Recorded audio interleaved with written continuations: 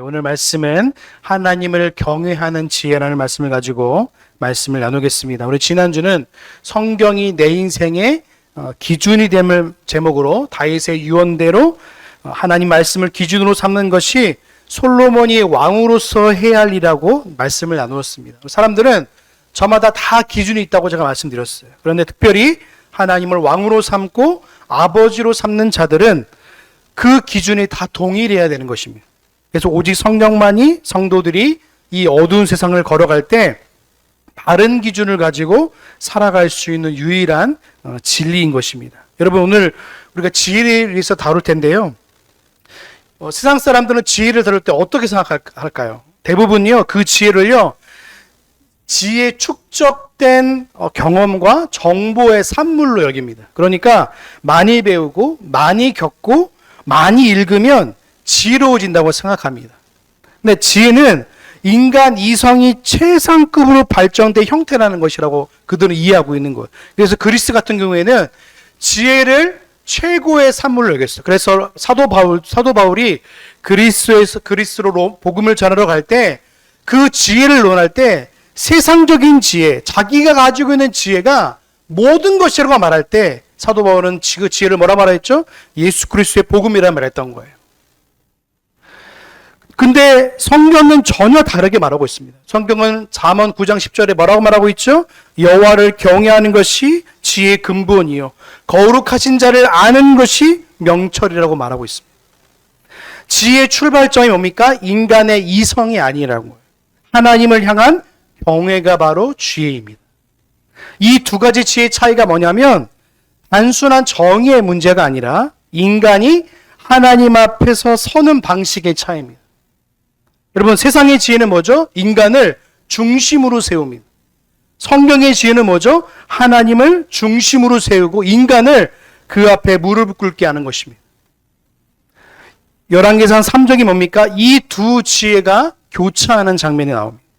솔로몬은 역사상 가장 지혜로운 왕이라고 칭송받는 자예요. 그래서 솔로몬이 지은 잠언과 전도서와 아가서는 성경에서 너무나 지혜서라고 말할 정도입니다. 그런데 그 지혜서를 잘 보시면 하나의 결론이 나옵니다. 뭡니까? 하나님을 경외하는 것입니다. 하나님을 경외하지 않으면 세상의 어떤 지혜도 소용이 없고 어떤 삶도 삶으로서 삶의 정의가 없고 그 어떤 지혜도 그 여인을 지혜롭게 하지 못하는 것입니다. 그러니까 이거를 잃어버리면 전부를 잃어버리는 거예요. 솔로몬에게 있어서 지혜는 하나님을 경외하는 것입니다. 그런데 솔로몬이 그 흔들리는 지점이 나와요. 솔로몬도 연약한 인간임을 드러내는 장면이 오늘 본문에 나오는 것입니다. 자, 우리 말씀을 찾아볼까요? 우리 말씀 3장 1절입니다. 자, 우리 같이 한번 읽어보겠습니다. 우리 같이 읽겠습니다. 시작! 솔로몬이 애굽왕 바로로 더불어 인연을 맺어 그들을 취하고 데려다가 다윗성에 두고 자기 궁과 여호와의 전과 예루살렘 주의 성이 피력되기를. 자, 보십시오. 이제 하나님의 성전이 이제 만들어지고 있습니다. 역대상에 보시면 이제 다윗의 명령대로 솔로몬이 성전을 건축하고 있는 장면이 나와요. 그리고 지금 스킵하는 겁니다. 원래 2장과 3장의 간격이 있잖아요. 솔로몬이 성전을 짓고 있는 과정 중에 있어요. 근데 그 짓기 전에 무슨 일을 했냐면 누구와 교육을 맺었죠?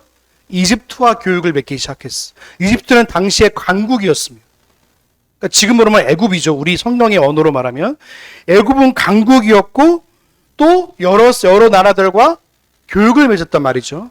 근데 하필이면 솔로몬이 지금 무슨 일을 하고 있냐면 애굽왕과 더불어서 인연을 맺은 건 참 좋은데 당시 고역의 가정이 뭐냐면 내가 당신과 당신 나라와 교육하기 원하면 동맹을 원합니다 하면 서로의 자녀를 교환했습니다. 아니면 왕과 결혼을 해서 이제는 볼모로 삼는 거예요. 내가 너 나라에 전쟁을 할 때 내가 볼모로 이 여인을 잡고 있으니까 당신의 딸을 잡고 있으니까 당신이 우리나라를 침범하지 못함이라는 약조가 이 여기에 들어가 있는 거예요. 근데 잘 보시면 뭐가 돼 있죠? 하나님의 약속은요, 이방 여인과 결혼하지 말라고 돼 있습니다. 여러분, 웨스트민스터 신앙고에 찾아볼까요? 24장 3항입니다. 자, 우리 한번 같이 한번 읽겠습니다. 시작! 판단력을 가지고 동의를 표시할 수 있는 모든 사람들이 결혼하는 것은 합법적이다. 그러나 오직 주님 안에서 결혼하는 것은 그리스도인의 의무다. 따라서 참된 개혁파 신앙을 고백하는 성도는 불신자들이나 교황주의자들이나 기타 우상 수행자들과 결혼해서는 안 된다. 경건한 사람들은 평안의 생활에 있어서 현저히 약한 사람이나 저주받은 이단에 계속 빠져있는 사람과 결혼하여 부당한 명예를 같이 짊어지지 말아야 한다. 분명히 말하고 있습니다. 그리고 웨스트민스터 신앙고백서는 우리 삶의 전반에 대해서 얘기합니다. 우리가 국가관을 이야기할 때도, 결혼관을 이야기할 때도, 우리가 양심을 이야기할 때도 분명한 기준이 있어요. 바로 하나님의 말씀인데 그 말씀이 뭡니까? 이방 여인과 결혼하지 말라는 거예요. 왜 이방 여인과 결혼하면 우리가 계속 우리가 삶을 살다 보면 아시겠지만, 제가 부교육자만 해도 거의 20년을 넘게 했는데 그래서 제가 발견할 때마다 뭔 상담을 받냐면 이런 상담이에요. 제 남편이 아니면 제 아내가 예수를 믿었으면 좋겠는데 미치겠다 그런 거예요. 왜요? 처음에 시작을, 가장 처음에 출발점을 이미 잘못 잡은 거예요. 근데 그러고 나서는 결과를 어떻게 합니까? 이제 와서 너무 힘드니까 이걸 되물고 싶은 겁니다. 여러분, 우리는 이방 여인과 왜 결혼하지 말라냐면요, 평생 그와 함께 명예를 지고 사는 거 똑같은 거예요. 멍해가 뭔지 아시죠? 소가 이 밭을 갈 때 멍해를 같이 끼고 가는 거예요. 똑같은 겁니다. 너무나 어려운 거예요. 세계관이 다른 겁니다. 생각의 구조 자체가 달라요. 근데 그들과 결혼하는 것은요, 너무 위험한 시도입니다. 그러니까 성경에서 계속 뭐라고 말합니까? 믿는 자와 결혼하라고. 근데 오늘 솔로몬이 뭡니까? 이미 그것이 흔들리고 있는 거예요. 하나님을 경외하는 가장 중요한 법칙이 이미 솔로몬에서부터 이미 흔들리고 분열되고 있습니다. 여러분, 우리가 신앙생활을 할 때요, 우리의 신앙이 흔들리는 게 한 번에 흔들리는 게 아니라 균열이 생기는 게 흔들리는 거예요. 균열이 뭔지 아시죠? 벽에 균열이 가면 처음에는 괜찮은 것처럼 보여요. 근데 그 균열이 점점점 벌어지기 시작하는 거예요. 솔로몬 처음부터 그럴 마음이 없었습니다. 근데 생각해 보니까 주변 나라들과 교육을 맺고 주변 나라들과 이렇게 동맹을 맺으면 자기 나라가 안전해질 것 같은 생각이 드는 거예요. 이거는 철저하게 인간적인 생각입니다. 그러면 그 나라는 누가 보호하고 계시죠? 하나님이 보호하고 계시는 거예요. 그런데 솔로몬 마음에 그것이 잠깐 균열이 생긴 겁니다. 하나님이 보호하시지만 그래도 내가 내 눈에 보기에는 이집트와 교육을 맺고 동맹을 맺으면 우리 나라가 안전할 것 같은 겁니다. 이게 바로 하나님을 경외하는 것에 균열에 가기 시작하는 거예요. 여러분, 타협은요, 균열의 시작입니다. 신학에 타협을 하는 순간에 균열이 시작되는 거예요. 여러분, 꼭 우리의 신앙생활 가운데에 타협이 아니라 우리가 타협할 게 있고 얘기할 게 있고 절대로 타협하지 말아야 될 게 있어요. 그게 뭡니까? 결혼이자 우리가 하나님 앞에 하는 지혜가 무엇이 된 거예요. 그러니까 지금 솔로몬이 균열이 뭡니까? 이집트와 동맹을 맺으면서 그의 아내를 데려오기 시작하면부터 균열이 시작되는 거예요. 나중에 보시면 알겠지만 솔로몬이 지었던 어마어마한 솔로몬 신전, 하나님을 경외하고 예배하는 장소에 뭐가 들어가는지 아세요? 이집트 여인이 강구했던, 내가 내 나라에서 숭배했던 신들을 가져오고 싶다는 거예요. 어떡합니까, 여러분? 이때부터 시작되어지는 거예요. 집에 온갖 하나님께 예배드리는 성전과 기물에 이방 것들이 들어오기 시작했어요. 우상 숭배들이. 그게 시작입니다. 그게 시작. 우리는 하나님을 경외할 때 가장 중요한 원칙이 뭐냐면 타협할 것과 타협하지 말할 것을 분명히 선을 그으셔야 하는 거예요. 근데 솔로몬은 이미 균열에 가기 시작했습니다. 자, 우리 2절 말씀 같이 봅니다. 2절과 3절입니다. 우리 같이 봅니다. 시작. 그때까지 여호와를 위하여 전을 아직 건축하지 아니하였으므로 백성들이 산당에서 제사하며 그러니 여호와를 사랑하고 그 부친의 법들을 오히려 산당에서 제사하며, 두 번째 뭡니까? 예배 분열이에요. 첫 번째, 가장 중요한 인생의 가장 결혼의 가치관을 이미 놓아버렸고, 두 번째 가치는 뭐예요? 내가 가장 중요한 하나님을 예배하는 장소에 있어서 그 장소를 이방 제사 드렸던 곳에서 그대로 드렸던 거예요. 여러분, 우리가 나중에 보시면 알겠지만 여호와의 언약궤 앞에서 예배드려도 돼요. 근데 꼭 언제 어디서 드려요? 기브온 산당이라는 어마어마한 이방 신에게 예배드렸던, 제사 드렸던 장소에서 지금 솔로몬이 예배드린 것을 자기도 드리고 누구도 예배드리게 해요? 백성들에게도 허락하는 거예요.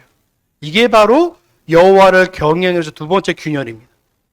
우리가 결혼과 예배라는 가장 중요한 두 가치관이 이미 금이 가기 시작하는 거예요. 여러분, 솔로몬 성전을 지을 때 솔로몬이 하나님이 기뻐하신 대로 지었을까요? 아니요. 우리가 역대상을 읽어보면 알겠지만 다윗이 솔로몬에게 자세하게 성전을 이렇게 지으라고 한 걸요, 솔로몬이 그렇게 짓지 않았습니다. 히람 왕이라는 이방 왕을 데려다가 그 왕의 신전에 있는 건축들을 그대로 따라와서 그 양식을 새깁니다. 그리고 자기의 왕국은 14년에 짓고 여호와의 성전은 7년 만에 지어버립니다. 그리고 히람 왕에게 여러 가지 물건을 빌려오는 순간부터 어떻게 합니까? 솔로몬이 70성읍을 히람 왕에게 줍니다. 누가 하나님이 언약한 백성의 땅을 그에게 주라고 명령했습니까? 이미 균열이 어떻게 합니까? 균열이 이미 붕괴가 되기 시작한 거예요. 하나님 앞에 온전히 주님의 뜻대로 하나님의 성전을 지으라고 명령하는 것을 깡돌이 무시하고 자기가 원하는 방식과 스타일로 하나님의 성전을 짓기 시작한 거예요. 이게 문제가 시작되어지는 겁니다. 균열은요, 한순간에 이루어지지 않는 거예요. 자그마한 것부터 시작되어지는 거예요. 여러분, 사람을 의지하고 사람에게 귀를 기울이는 순간부터 여러분은 하나님 말씀보다도 그 사람의 말에 더 귀를 기울이기 시작하는 거예요. 기준이 흔들리면, 제가 저번 주도 말씀드렸지만 기준이 흔들리면 그 뒤에부터 균열이 시작되어지는 거예요. 하나님의 말씀이라는 절대적인 기준이 우리 안에 서 있지 않으면 다른 것이 좋아 보이고 다른 것이 괜찮아 보이기 순간에 우리는 그것에서부터 우리 신앙의 기준과 균열이 시작되어지는 것입니다.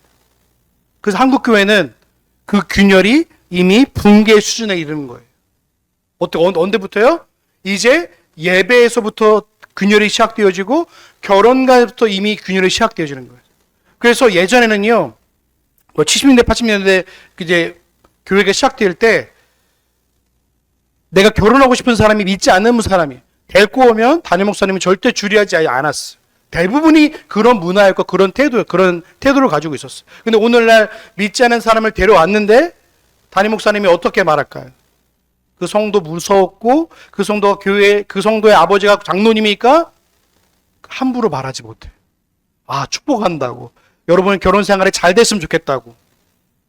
이미 시작부터 균열이 시작되기 시작함부터 그 가정이 시작되는 거예요. 정말 무섭지 않습니까? 예배도 마찬가지입니다. 예배 처음에 시작에는 너무 엄숙하게 예배드리고 하나님 앞에 정말로 하나님이 기뻐하는 것이 무엇인지를 고민하였다면 이제 오늘날 하나님의 영광은 이미 깡그리 사라졌습니다. 그 안에 뭐가 등장했냐면 사람이 어떻게 하면 좋을까? 사람이 어떻게 하면 기쁠까? 사람이 어떻게 하면 이곳에 와가지고 오래 머무를 수 있을까라는 걸 고민하기 시작하는 거예요.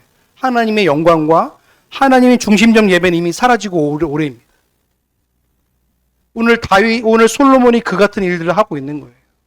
가장 중요한 것을 이미 놓치고 있고 그 백성들도 그 중요한 것을 따라가고 중요하고 놓친 것을 아무렇지 않게 하고 있는 것이에요. 이것이 나중에는 어떻게 됩니까? 남유다와 북이스라엘이 갈라지는 순간부터 북이스라엘이 솔로몬의 유지를 이어받아서 온갖 곳에 상당을 세우고 예배를 드리기 시작해요. 우상들에게. 이게 바로 균열점을 우리가 분명히 아셔야 하는 겁니다. 신앙의 균열은요, 한 번, 두 번 있는 게 아니에요.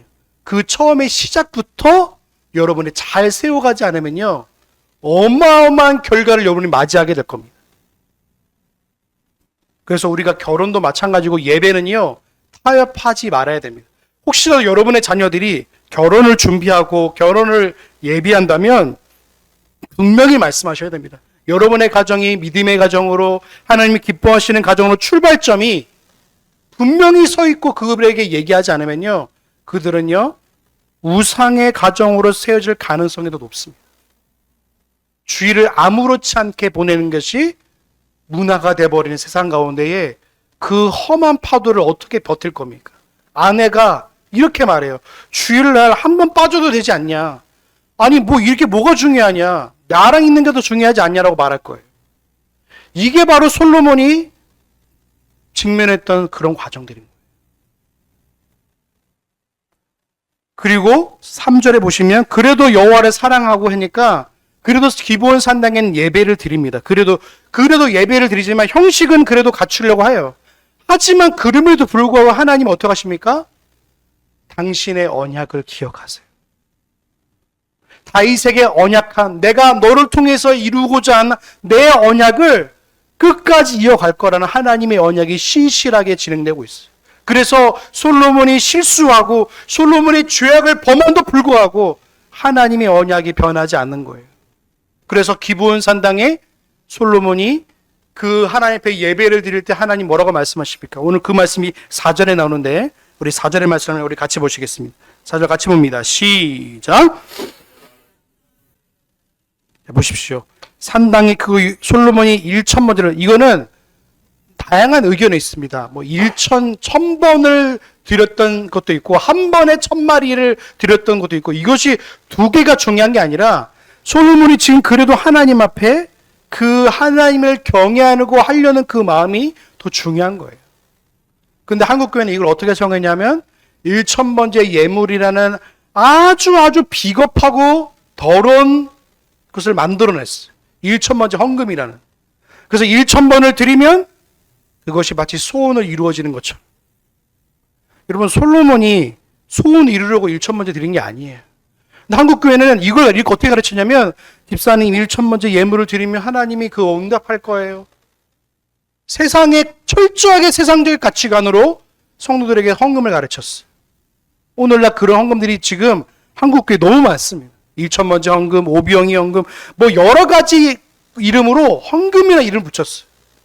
성경에서 차용해 왔지만 솔로몬이 어떤 심정과 마음으로 예배드리는지에 대해 상관없어요. 거기에 뭐가 남았는지 아세요? 인간의 소원과 소망만 남겨있어요. 그러니까 오늘날 성도들이 새벽 예배 와가지고 1,000원씩 예물 드리는 거예요. 1,000번 드리면 그것이 소원이 될 것처럼. 이게 불교와 뭐가 다릅니까? 이게 타종교와 뭐가 달라요? 하나님 마음을 마치 흡족해 하면 하나님 마음을 돌이키셔가지고 내 소원을 이루어준다?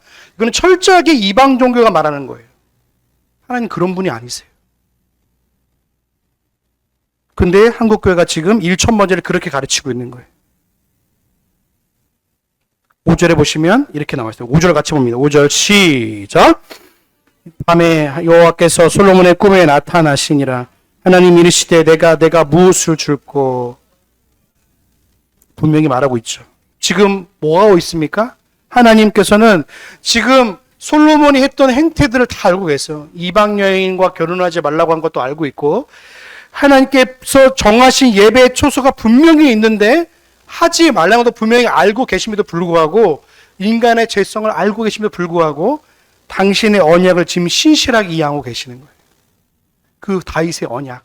하나님께서 맺으신 그 언약 때문에 뭐라고 말씀하냐면 하나님이 먼저 나타나신 거예요.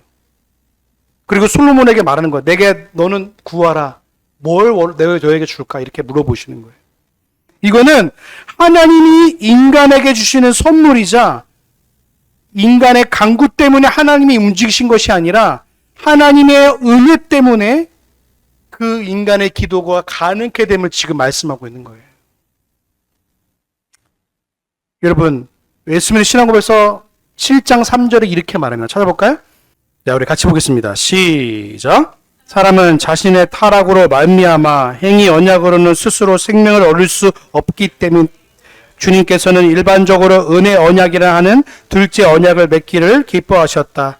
이 언약으로 하나님은 죄인들에게 예수 그리스도를 통하여 생명과 구원을 값없이 주시되 그들이 구원을 얻도록 예수님에 대한 믿음을 요구하셨다. 그리고 하나님은 생명을 얻도록 예정된 모든 사람에게 그들이 자발적으로 믿고자 하며 또 믿을 수 있도록 하기 위해서 성령을 주실 것을 약속하셨다. 하나님의 은혜가 뭡니까? 그들에게 그냥 값없이 주시는 거예요. 그래서 은혜 언약을 통해서 예수 그리스도를 주신 것처럼 오늘 이 솔로몬에게 당신의 언약을 통해서 내가 너를 통해서 주님의 귀한 은혜가 흘러갈 수 있도록 해주시는 언약의 은혜가 지금 솔로몬에게 임하고 있는 거예요. 솔로몬이 달라고 한 적이 없습니다. 하나님이 주시겠다고 하시는 거예요. 이게 성경적 주신 하나님의 기도예요. 우리는 하나님 주세요, 이것 주세요, 저것 주세요 하는 기도이지만 하나님 뭡니까? 하나님의 영광을 위한 기도로 드리면 하나님이 주시는 거예요. 우리는 주님의 영광을 위한 기도와 그의 나라와 그의 뜻을 위해서 기도하면 반드시 하나님께서 가장 생명의 것으로 가장 좋은 곳으로 응답하시는 분이세요. 근데 타종교들은 어떻게 기도하죠?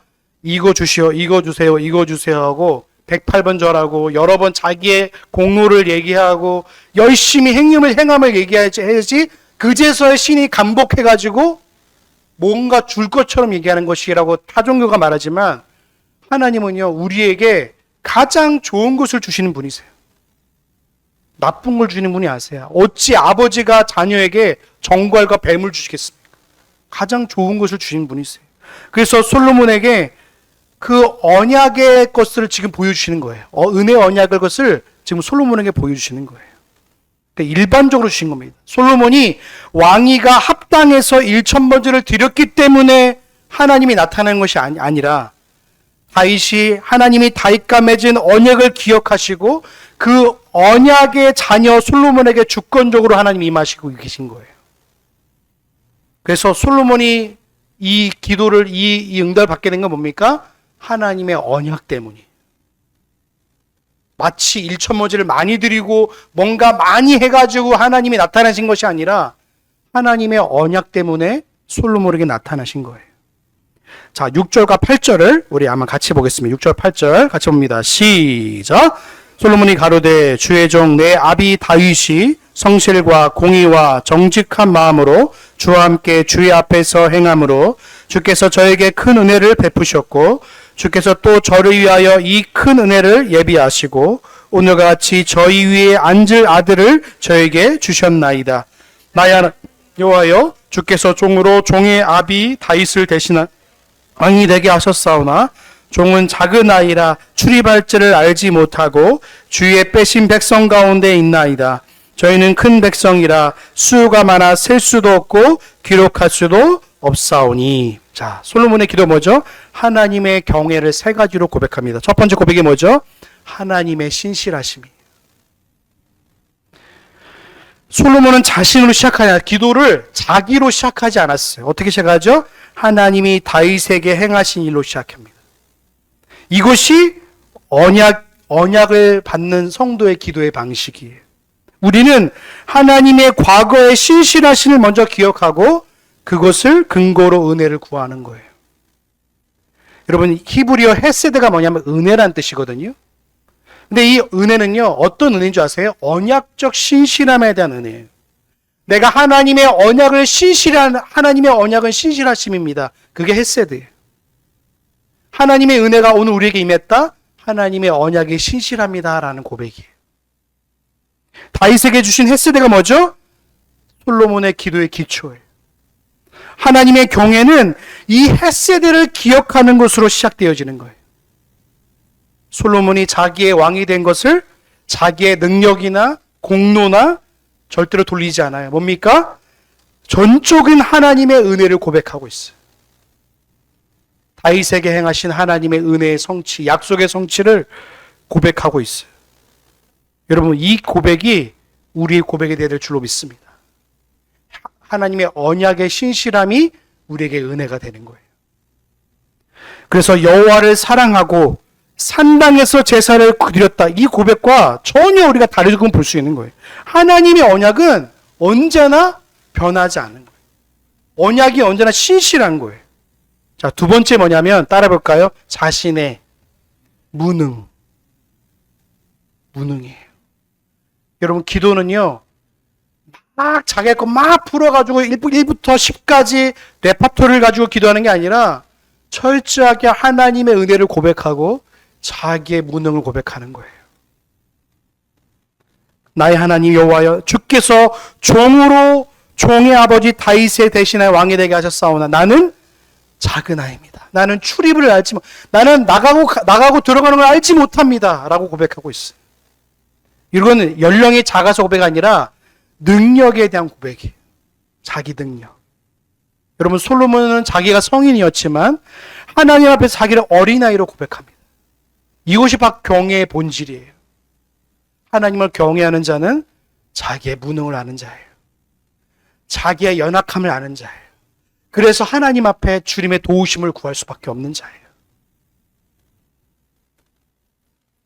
그래서 웨스트민스터 신앙고백서 21장 3절에 이렇게 고백합니다. 오늘 볼까요? 자, 우리 같이 보겠습니다. 시작. 감사로 드리는 기도는 종교적 예배의 특별한 요소로서 하나님께서 모든 사람에게 요구하는 것이다.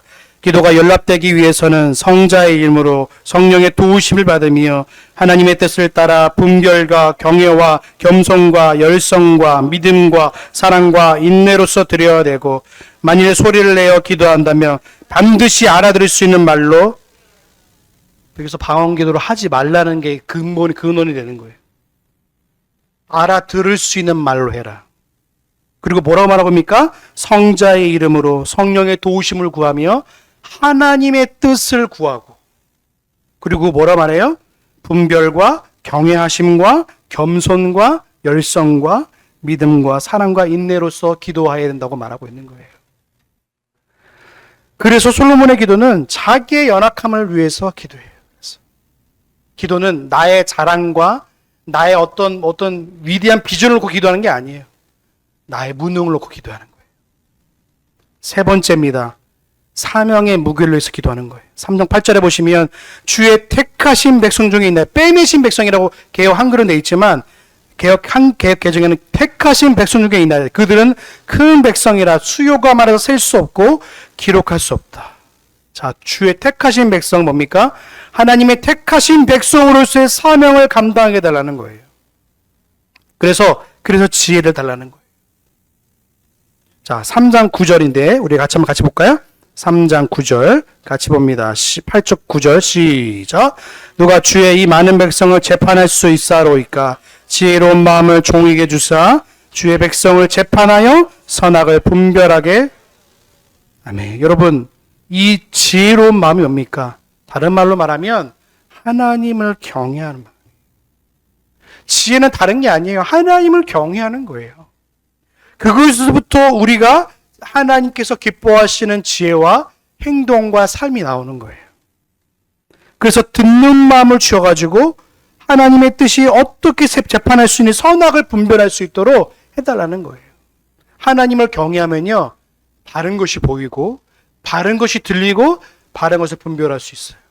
근데 하나님을 경외하지 않으면 우리의 지혜는 언제나 사람의 지혜로 갈 수밖에 없어요. 내 판단과 내 근거와 주변의 편판과 주변의 지혜로운 것과 세상의 지혜를 가지고 지금 현재 상황을 판단할 수밖에 없어요. 근데 우리는 뭡니까? 하나님을 경외할 때 진짜 지혜가 나오고 그것으로부터 선악을 분별할 수 있는 가장 귀한 것이 나오는 거예요.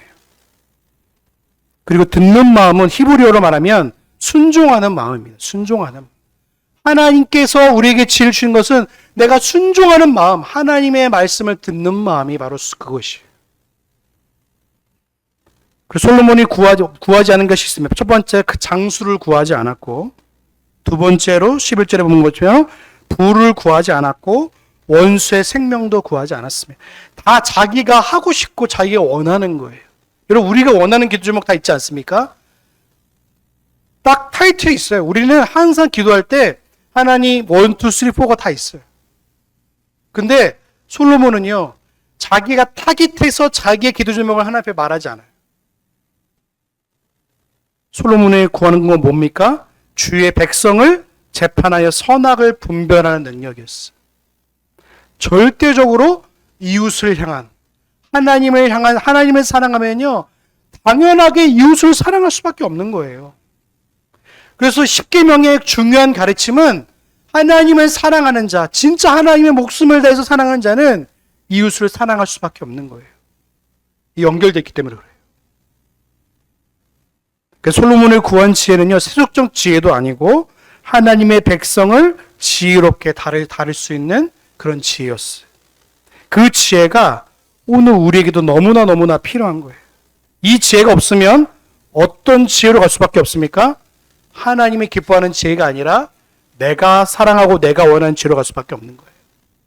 자, 10절부터 14절입니다. 우리 한번 같이 보겠습니다. 시작. 솔로몬이 이것을 구하매 그 말씀이 주의 마음에 맞은지라. 이에 하나님이 저에게 이르시되 내가 이것을 구하도다. 자기 위하여 수도 구하지 아니하며 부도 구하지 아니하며 자기 원수의 생명을 멸하기도 구하지 아니하고 오직 송사를 듣고 분별하는 지혜를 구하였은즉 내가 내 말대로 내게 지혜롭게 공명한 마음을 주노니 너의 전에도 너와 같은 자가 없거니와 너의 후에도 너와 같은 자가 일어남이 없으리라. 내가 또 너의 구하지 아니하는 부와 영광도 내게 주노니 내 평생의 열왕 중에 너와 같은 자가 없을 것이라. 내가 만일 내 아비 다윗의 행함같이 내 길로 행하며 내 법도와 명령을 지키면 내가 또 내 날을 길게 하리라. 아멘. 하나님의 은혜가 뭐죠? 구하지 않는 것까지 주셔요. 근데 이 구하지 않는 것이 나에게 필요하지 않는 것이냐? 아니죠. 너무 필요한 거예요. 솔로몬에게 너무 필요한 거예요. 하나님은요, 우리에게 구하지 않는 것까지도 이미 알고 계신 분이에요. 근데 왜 우리가 기도하느냐? 이유가 있어요. 우리가 아버지 앞에, 우리가 부모, 자녀가 왜 이렇게 부탁하고 얘기하고 그런 거예요? 아버지니까 구하잖아요. 우리의 기도는 아버지 앞에 구하는 것처럼 구하는 거예요. 그 관계 때문에 하나님이 우리 아버지니까 구하고 기도하고 있는 거예요. 그래서 솔로몬이 이것을 구하며 그의 말씀에 그의 마음에 합한지라 말하고 있어요. 그러니까 하나님 마음에 든 거예요.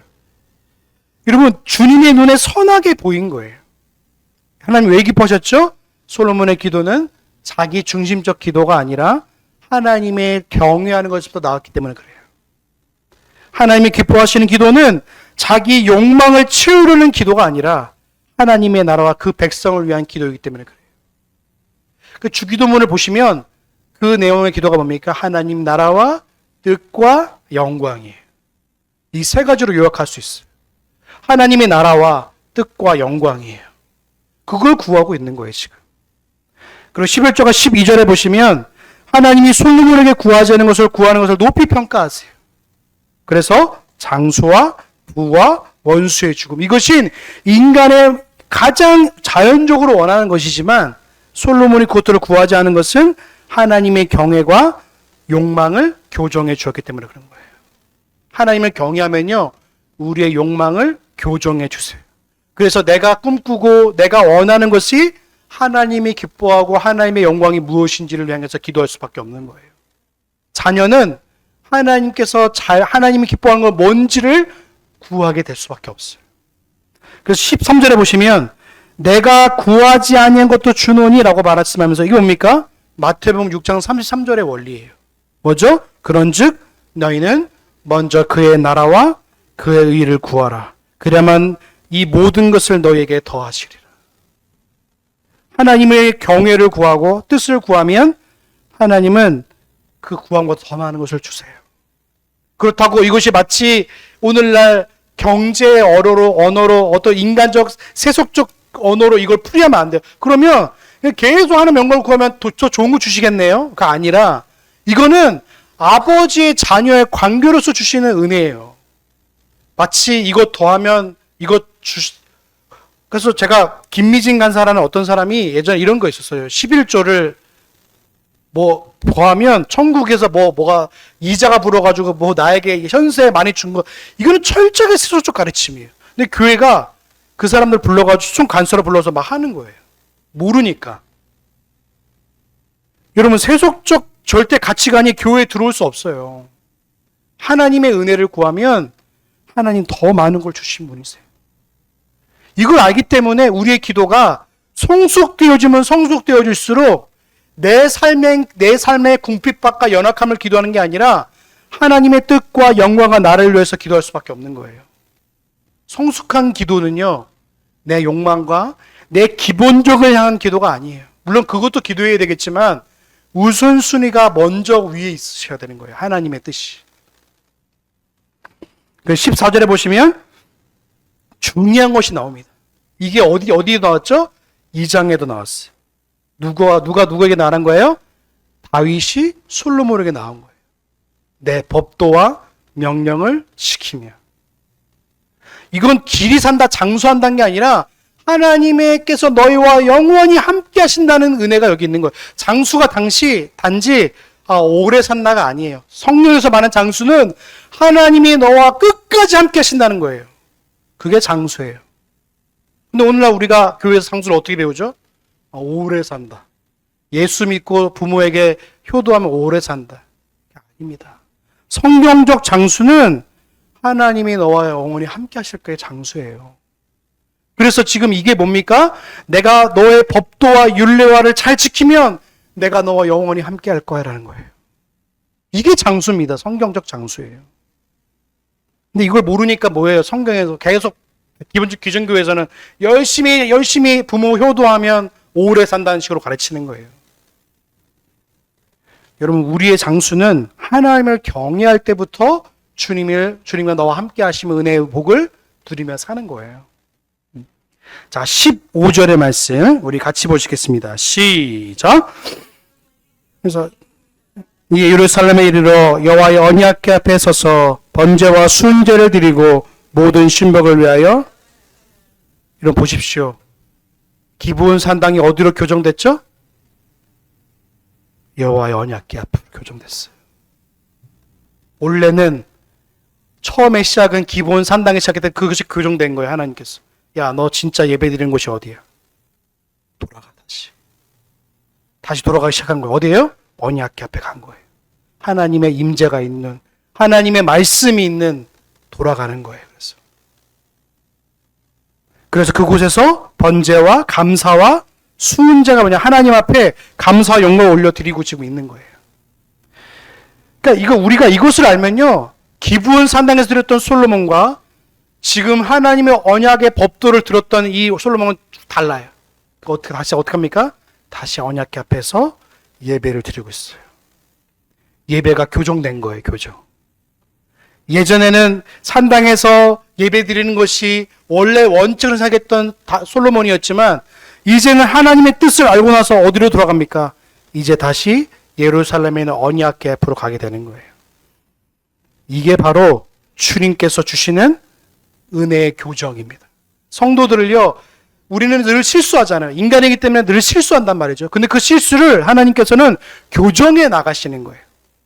깨닫게 하시고 다시 제자리로 가시게 하시고 다시 하나님 기뻐하신 자리로 돌아오게 하시는 거예요. 이게 하나님께서 우리와 함께 하시는 증거예요. 증거. 자, 16절부터 17, 20절까지 읽지 않겠습니다. 자, 보시면 16절에 보시면 이제 하나님을 경외하는 솔로몬의 재판의 내용이 나옵니다. 자, 두 창녀가 나옵니다. 창녀가 나와서 이 한 아이를 두고 경쟁합니다. 쟁론합니다. 어떻게 하면 이 아이가 내 아이입니까? 근데 한 여인이 새벽에 일어나서 보니까 자기 아이를 죽이는 모습을 봐요. 왜 죽였을까요? 분명히 그 아이에게 문제가 있었을 거예요. 뭐 장애가 있든지 뭐 여러 가지 뭐 있든지 그렇겠죠. 성경은 그걸 말하지 않아요. 근데 이 아이를 죽이니까 같이 태어난 날도 얼마 안 되니까 같이 그 여집에 한 집에 있으니까 이 아이를 자기 아이에게 데려주고 죽은 아이를 이 옆에 또 누기게 됩니다. 여러분, 증거가 없어요. 증거가 뭡니까? 이 두 여인의 고백밖과 증언밖에 없어요. 증언밖에. 증거가 없는 분쟁은요, 쉽지 않습니다. 증거가 없기 때문에 그 증인들의 말에 집중할 수밖에 없어요. 오늘도 마찬가지예요. 여러분, 증거가 없는 사건은요, 너무 풀기 어려운 거예요. 그래서 미지 사건이 되기도 하고 여러 가지 뭐 분란이 오기도 하는데 증거가 없기 때문에 이거는 도저히 인간의 힘으로는 풀 수 없는 문제인 거예요. 그런데 하나님을 경외하는 지혜를 가진 솔로몬은 어떻게 합니까? 그 영혼을 바라보고 가장 중심을 바라보기 시작했어요. 인간의 중심이 뭡니까? 모성애를 본 거예요. 모성. 어머니가 인간이 가장 태어났을 때부터 모성애를 가진 엄마가 가져야 할 가장 중요한, 원초적인 가장 중요한 것을 솔로몬이 본 거예요. 그러니까 어떻게 합니까? 칼을 가져오게 한 거예요. 그래서 너희들이 진짜 너희가 각자가 자기 아이라고 말하고 있는데 이 아이 진짜 아이라면 이 아이를 둘로 반으로 쪼개가지고 서로 각자 나눠주라고 그래요. 근데 진짜 모성애를 가진 엄마는 어떻게 합니까? 견딜 수 없는 거예요. 이거는 절대로 우리 인간적인 지혜나 인간적인 생각으로는요, 절대로 풀 수 없는 문제입니다. 칼을 가져오라. 이거는 23절부터 25절에 보시면 칼을 가져오는 뭡니까? 가짜 어머니는요, 이거는 사람의 심리를 너무 잘 알고 중심을 보는 거예요. 하나님이 마치 우리를 보시는 것처럼 사람의 마음을 보고 있는 거예요, 솔로몬이. 그래서 진짜 경외와 가짜 경외가 드러나는 거예요. 자, 26절, 27절 한번 같이 볼까요? 자, 26, 27 같이 봅니다. 시작. 계집이 그 아들을 위하여 마음이 불붙는 것 같더라. 각게 아래여 가로되 청껏대 내 주여 산 아들을 저에게 주시고 아무쪼록 죽이지 마옵소서 하되 저 계집은 말하기를 내 것도 되게 말고 내 것도 되게 말고 나누게 하라. 아멘. 여러분, 여기 내 마음이 불붙는 것 같다는 히브리어 말을 정확히 지금 이렇습니다. 내 자궁이 뜨거워지는 것처럼. 어머니가 아이를 뵐 때 자궁에서부터 이 아이 10달 동안 품잖아요. 나와 같이 이 아이를 품단 말이죠. 내 자궁이 뜨거워지는 것처럼 이가 는 거예요. 진짜 엄마는 이 아이를 잃더라도 이 아이가 살기 원하는 거예요. 다른 여인은 어떻게 해야 되죠? 내 건도 되지 말고 내 것도 되지 말고 나눠버리라 이렇게 말. 가짜 엄마죠. 여러분, 가짜 엄마는 뭡니까? 소유욕과 원한이 생명보다 앞서는 거예요. 그래서 진짜 엄마는 자녀를 위해 자기를 희생해요. 가짜 엄마는 어떻게 하죠? 자기를 위해 자녀를 도구로 삼습니다. 그래서 진짜 하나님을 경외하는 건요, 자기 희생으로 드러날 수밖에 없는 거예요.